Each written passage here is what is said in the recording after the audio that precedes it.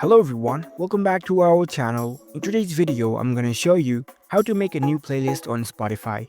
It's a very simple and easy process and I'm gonna guide you through how to do it. Let's get started. First of all, on your phone, launch the Spotify app. After you are in the app, make sure that you are logged in with your account. Now, in order to make a new playlist, you need to go to your library first. Here you can see the Your Library option at the bottom right corner. Tap on it. Now once you're in this page, here you can see the plus icon at the top right corner. Tap on it. Now you'll find different options over here.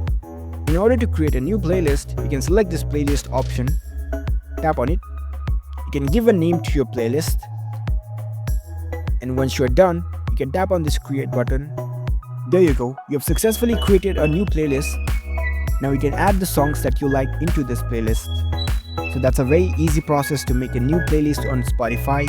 If you found this video helpful, don't forget to give this video a thumbs up and subscribe to our channel for more tech tips. Thank you for watching.